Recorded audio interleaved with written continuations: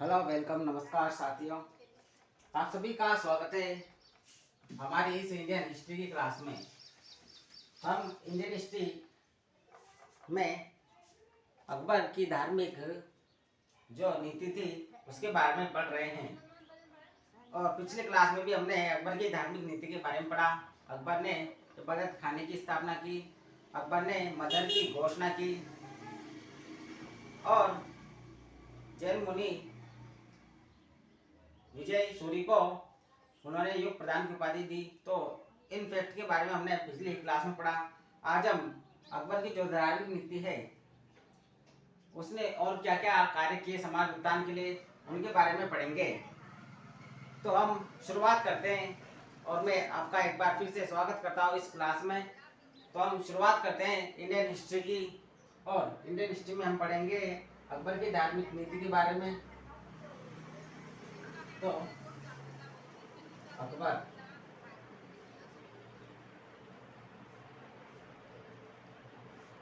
अकबर ने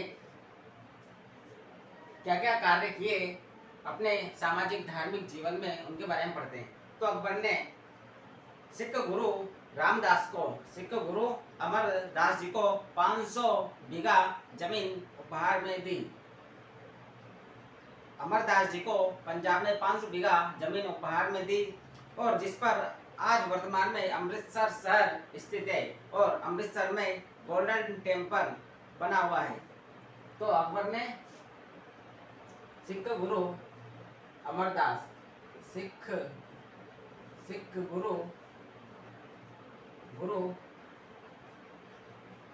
अमरदास, सिख गुरु अमरदास जी को 500 बीघा, जी को पंजाब में, कहाँ पर, तो पंजाब में 500 बीघा 500 बीघा जमीन 500 बीघा जमीन उपहार में दी, 500 बीघा जमीन उपहार में दी, और जिस पर वर्तमान में अमृतसर शहर स्थित है, और अमृतसर में गोल्डन टेम्पल स्थित है।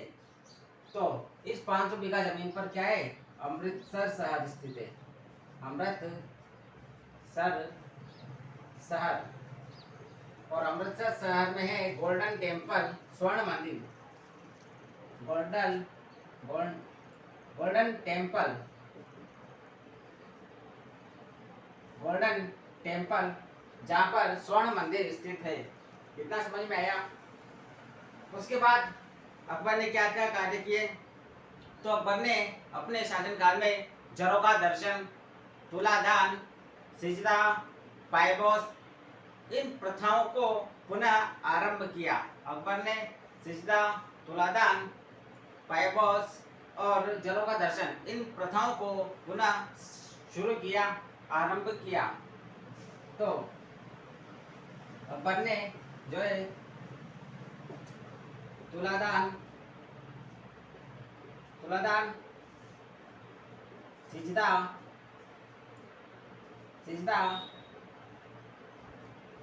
पायबोस,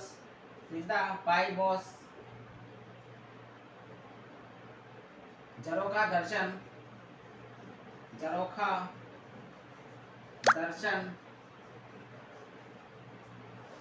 प्रथाओं को आरंभ किया। अकबर ने सिजदा, पायबोस, जरों का दर्शन और तुलादान, इन ईरानी प्रथाओं को आरंभ किया।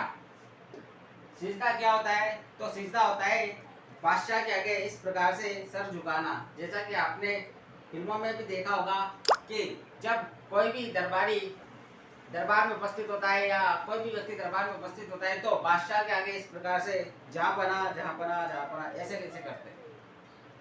और पायबोस का अर्थ क्या होता है, तो पायबोस यानी जो बादशाह है, बादशाह के चरणों को, घुटनों पर बैठकर बादशाह के चरणों को चूमना होता है पायबोस। घुटनों के बल बैठकर बादशाह के चरणों को चूमना क्या होता है, पायबोस। फिर अकबर ने सती प्रथा पर प्रतिबंध लगाया और विधवा पुनर्विवाह शुरू किए। सती प्रथा पर प्रतिबंध लगाया और विधवा पुनर्विवाह आरंभ किया। तो अन्य काम क्या है अकबर के? तो सती सती प्रथा पर प्रतिबंध सती प्रथा पर प्रतिबंध लगाया और विधवा पुनर्विवाह विधवा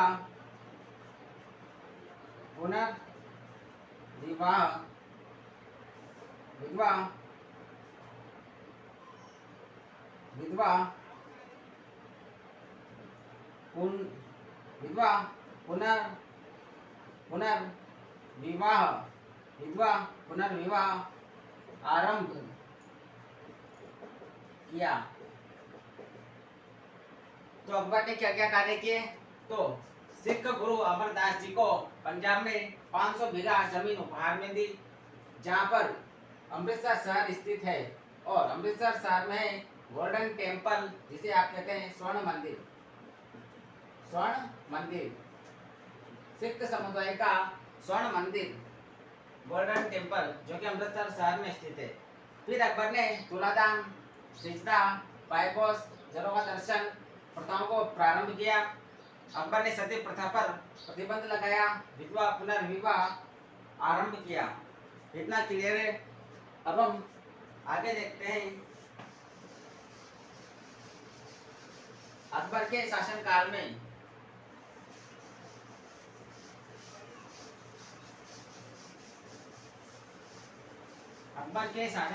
कुछ ईसाई पादरी जो कि भारत आने वाले ईसाई पादरी जो कि अकबर के शासनकाल में भारत आए। कौन कौन से हैं वे ईसाई पादरी, उनके बारे में अब हम देखते हैं। तो भारत आने वाले ईसाई पादरी अकबर के शासनकाल में भारत आने वाले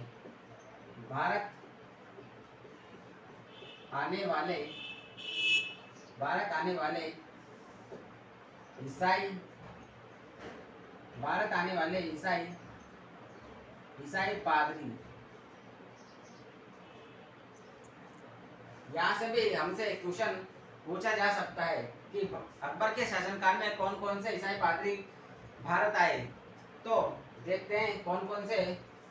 नंबर फर्स्ट, फादर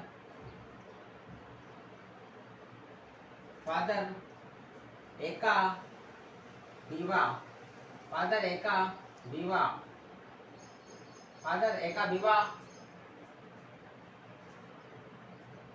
एंटोनी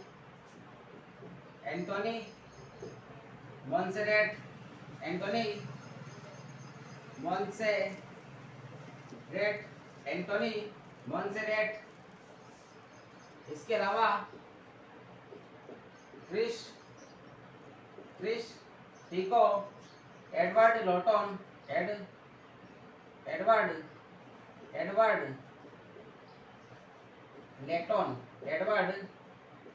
लेटोन। तो कौन कौन आए? फादर एक्वा बीवा, एंटोनी मोंसेरेट, क्रिस टिको, एडवर्ड लोटन। इसके अलावा पिन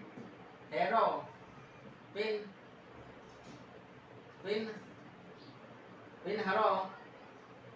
इसके अलावा दी गोएज।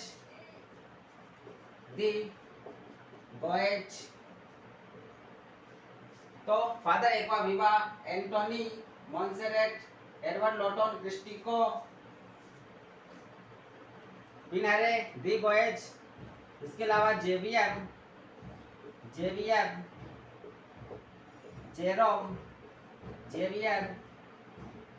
जेरोम।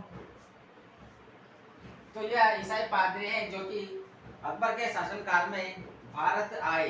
कौन कौन से हैं एक बार पुनः देखते हैं। एंटोनी मोंसेरेट, एडवर्ड लोटन, क्रिस्टिको, जेरोम, जेवियर, एका विवा, क्रिस्टिको, पिनहेरो, दी गोएज। तो यह सभी ईसाई पादरी भारत आए। कौन कौन से? फादर एका बीवा एंटोनी मोंसेरेट क्रिस्टिको क्रिस्टिको एडवर्ड लेटोन पिन हेरो दी गोएज जेवियर और जेरोम। यह ईसाई पादरी जो कि अकबर के शासनकाल में भारत आए और अकबर को मृत्यु के उपरांत राष्ट्रीय शासक घोषित किया गया। अकबर को उसकी धार्मिक उदारता के कारण राष्ट्रीय शासक घोषित किया गया। तो अकबर को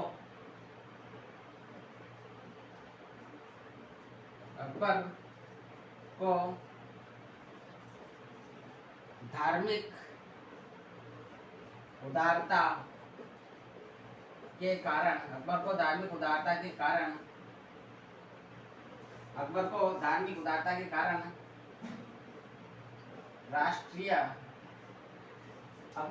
उदारता के कारण राष्ट्रीय शासक की संज्ञा दी गई। राष्ट्रीय शासक की संज्ञा दी गई। अकबर को उसकी धार्मिक उदारता के कारण राष्ट्रीय शासक की संज्ञा दी गई और इसकी मृत्यु के उपरांत इसे क्या कहा गया तो अर्श ए आशियानी। अकबर की मृत्यु के उपरांत अकबर को अर्श ए आशियानी। अकबर को मृत्यु उपरांत अर्श ए आशियानी अर्थात स्वर्ग का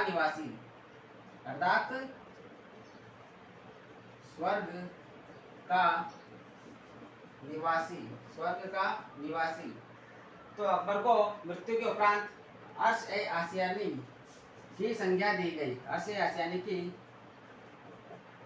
संज्ञा दी गई। अर्श ए आशियानी की अकबर को मृत्यु के उपरांत जो है संज्ञा दी गई। समझ में आया आपको? तो भारत आने वाले ईसाई पादरी कौन कौन से?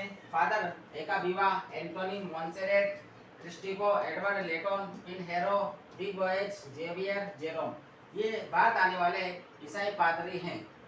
अकबर को धार्मिक उदारता के कारण राष्ट्रीय शासक की संज्ञा दी गई है और मृत्यु उपरांत अकबर को अर्श ए आशियानी यानी कि स्वर्ग का निवासी की संज्ञा दी गई है। कितना समझ में आया?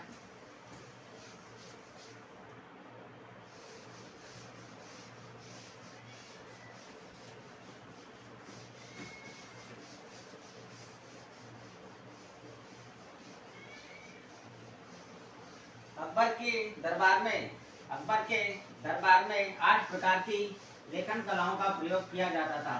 कितनी प्रकार की? तो 8 प्रकार की। अकबर के दरबार में 8 प्रकार की लेखन कलाओं का प्रयोग किया जाता था।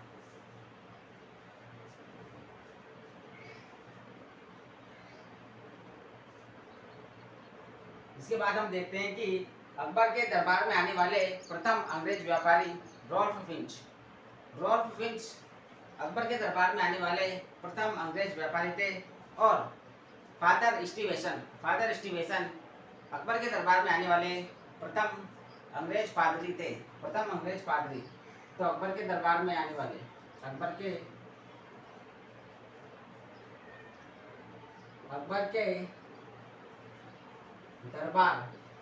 अकबर के दरबार में आने वाला प्रथम अंग्रेज व्यापारी कौन था? तो रॉल्फ फिंच। कौन है? रॉल्फ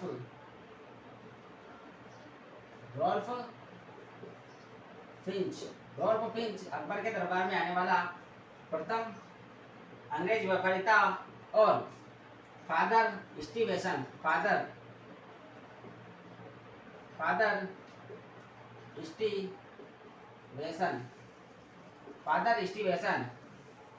जो कि अकबर के दरबार में आने वाले प्रथम अंग्रेज पादरी थे। फादर स्टीवेसन क्या थे? अकबर के दरबार में आने वाले प्रथम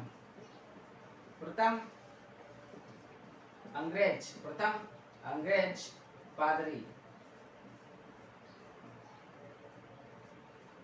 फादर स्टीवेंसन अकबर के दरबार में आने वाले प्रथम अंग्रेज पादरी थे। इसके अलावा हम देखते हैं कि अकबर की पुत्रियां कौन कौन थी। तो आराम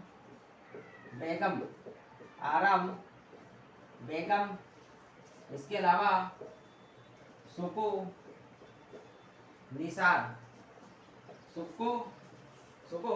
निसार, आराम बेगम, सुकू निसार और खानम निसार।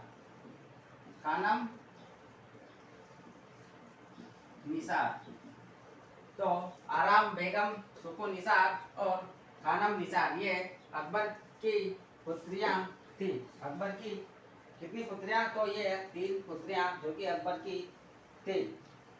अब हम अकबर के द्वारा जो अन्य कार्य किए गए हैं उनके बारे में देखते हैं। तो अकबर ने, जैसा कि आपको याद है कि 1564 में अकबर ने जजिया कर समाप्त किया। 1562 में अकबर ने दास प्रथा को समाप्त किया और 1563 में तीर्थ यात्रा कर को समाप्त किया। 1562 में क्या किया? तो 1562 में दास प्रथा को समाप्त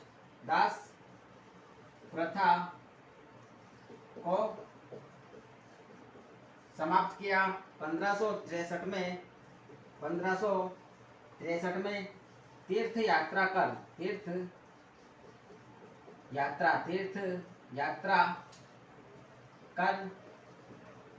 समाप्त किया। 1563 में तीर्थ यात्रा कर को समाप्त किया और 1571 में फतेहपुर सीकरी की स्थापना की। 1571 में फतेहपुर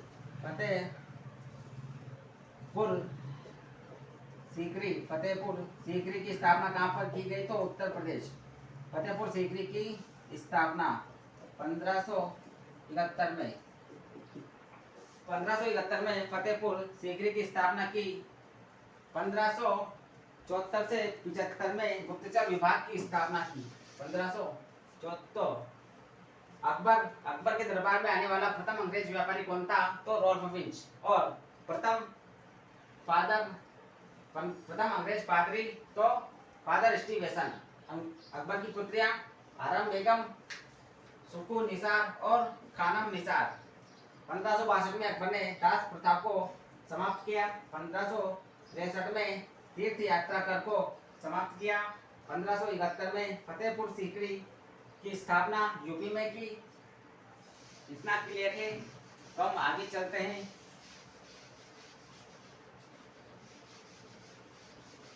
अब अकबर ने 1574-75 में गुप्तचर विभाग की स्थापना की। 1580 में तोडरमल की आयने दशशाला प्रणाली को लागू किया और 1580 में संपूर्ण मुगल साम्राज्य को 12 सूबों में विभाजित किया। 1583 में इलाही संवत नामक नया कैलेंडर उसने लॉन्च किया। तो अकबर ने 1574 से 75 में गुप्तचर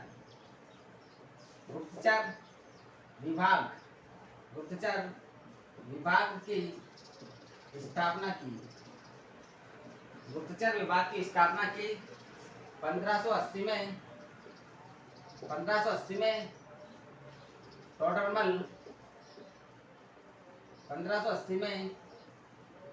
टोडरमल की आईने दशाला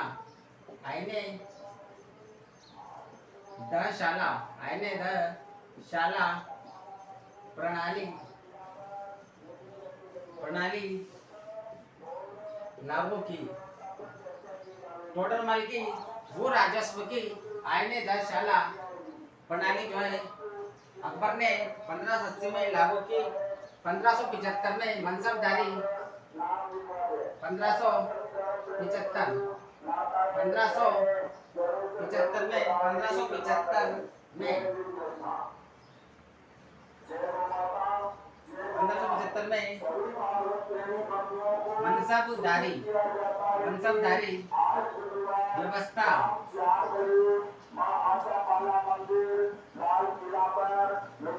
1575 में मनसबदारी व्यवस्था प्रारंभ की। 1575 में अकबर ने मनसबदारी व्यवस्था जो है प्रारंभ की। 1574 में घोड़े दागने की प्रथा प्रारंभ की। 1574 में घोड़े दागने की प्रथा प्रारंभ 1574 में घोड़े दागने की प्रथा प्रारंभ की, क्योंकि ऐसा कहा जाता है कि जिस सैनिक के पास घोड़े होते हैं तो उन्हें एक्स्ट्रा पेमेंट मिलता है। तो घोड़ों की पहचान के लिए घोड़ों को दागा जाता था। तो 1574 में अकबर ने घोड़े दागने की प्रथा को भी प्रारंभ किया। 1580 में संपूर्ण मुगल साम्राज्य को 12 सूबों में बांटा। 1580 में संपूर्ण मुगल साम्राज्य को कितने सूबों में, तो 12 सूबों में बांटा। 1580 में संपूर्ण मुगल साम्राज्य को 12 सूबों में बांट दिया गया। तो 1574 में गुप्तचर विभाग की स्थापना की। 1580 में टोडरमल की आईने 10 शाला प्रणाली लागू की। 1575 में मनसबदारी व्यवस्था प्रारंभ की। 1574 में घोड़े दागने की प्रथा प्रारंभ की। 1580 में संपूर्ण मुगल साम्राज्य को 12 सूबों में विभाजित किया, 12 भागों में बांटा संपूर्ण मुगल साम्राज्य को। ठीक, तो आज के लिए इतना ही, बाकी हम अगली क्लास में मिलते हैं। आज हमने अकबर के जो धार्मिक नीतियां हैं, अकबर के जो सामाजिक धार्मिक कार्य है उनके बारे में देखा। अब हम अगली क्लास में पढ़ेंगे अकबर के पुत्र जहांगीर के बारे में। अकबर के पुत्र जहांगीर के बारे में। अकबर का निधन 1605 में हुआ। अकबर की मृत्यु कब हुई, तो 1605 में। 1605 में अकबर की मृत्यु हो गई। ठीक, और अकबर की मृत्यु के बाद बादशाह बनता है हिंदुस्तान का जहांगीर, जिसका बचपन का नाम था सलीम। ठीक, तो अगली क्लास में हम मिलते हैं। आज के लिए बस इतना ही। बहुत बहुत धन्यवाद आपका।